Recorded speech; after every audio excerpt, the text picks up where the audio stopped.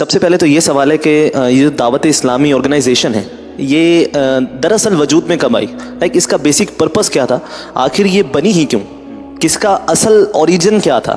اور آپ اس سے کیسے ریلیٹ ہوئے کہ آپ یہاں کیسے آئے؟ اور آپ کی اسپیشلی کہ جہاں تک میں دیکھتا ہوں کہ لوگ یہاں آپ کو بہت زیادہ لائک کرتے ہیں، آپ کا بولنے کا انداز، آپ کا، اور میں بیسکلی یہ جاننا چاہتا ہوں کہ دراصل حقیقت میں آپ کی گرومنگ کس نے کی؟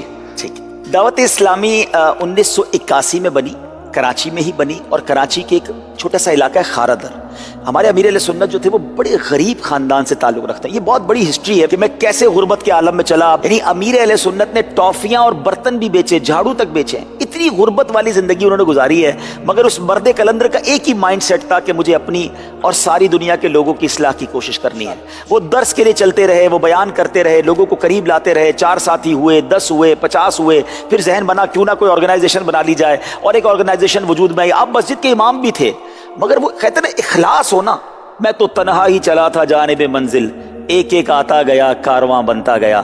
اور میری خوش بختی یہ ہے کہ جب دعوت اسلامی سٹارٹ ہو رہی تھی 1981 میں، تو میرے والد صاحب جو تھے وہ امیر اہل سنت کے قریب آ گئے۔ اچھا، میرے والد صاحب بڑے ماڈرن تھے، بہت خوبصورت بھی تھے، ہماری کمیونٹی میں انہیں بابو کہا جاتا تھا، داڑھی بھی نہیں تھی ان کی۔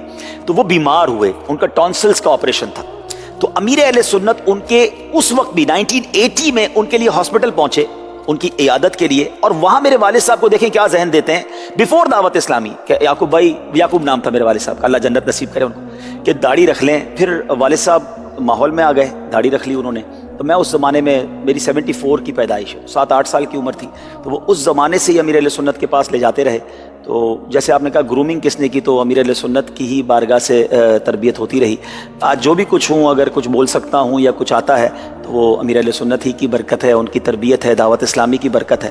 اللہ کرے کہ استقامت نصیب ہو۔ آپ یہ میرے لیے بھی دعا کریں، میں آپ کے لیے بھی دعا کرتا ہوں کہ نیک ماحول بھی ملے اور اللہ اس میں ہمیں استقامت بھی دے، اور ایسے ہی نیک ماحول پر اللہ ہمیں ایمان اور عافیت کے ساتھ موت بھی دے۔